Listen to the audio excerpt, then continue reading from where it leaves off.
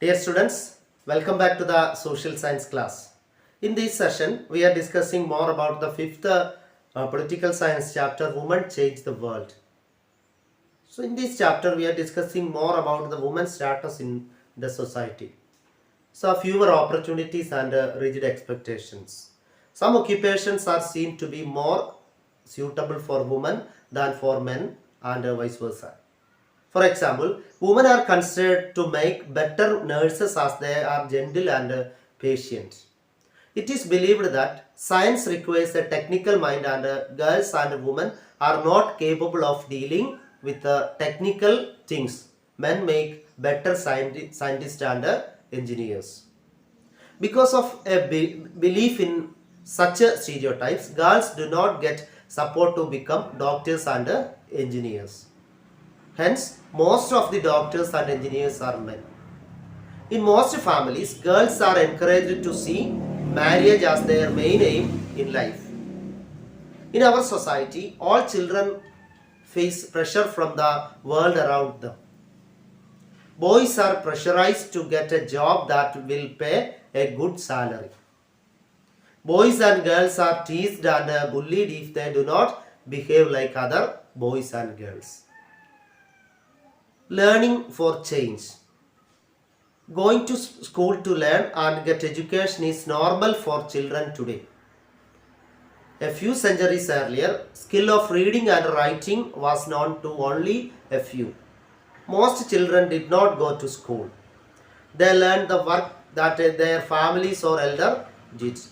The situation was worse for girls.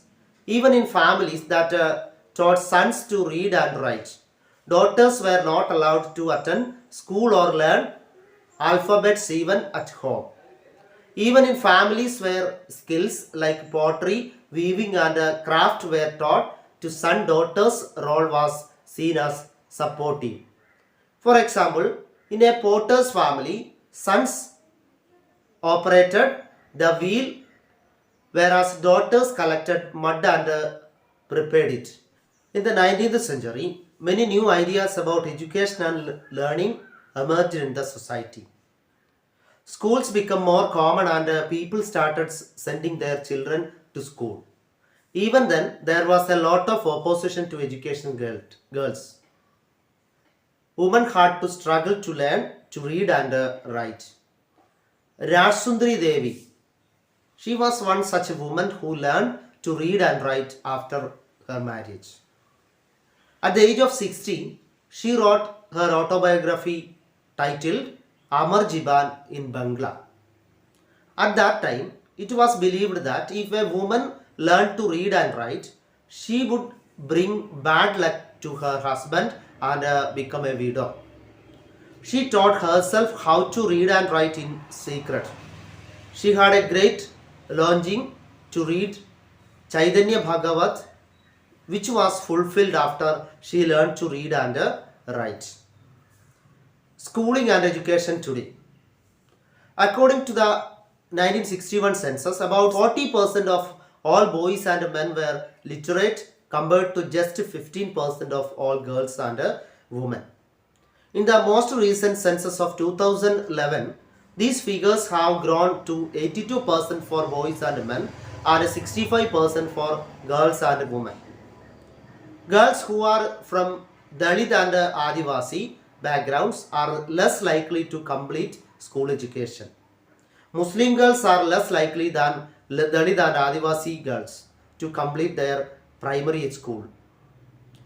There are many reasons why children from SC, ST and Muslim communities drop out of school very early. First one, lack of proper schools.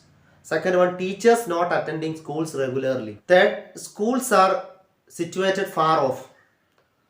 Fourth, lack of transport facilities like buses or vans to send children to school. Fifth, many families are too poor to bear the cost of educating all children. Boys get preference. Many children also leave school because of discrimination by teachers and classmates. Best example like Om Prakash Valmiki.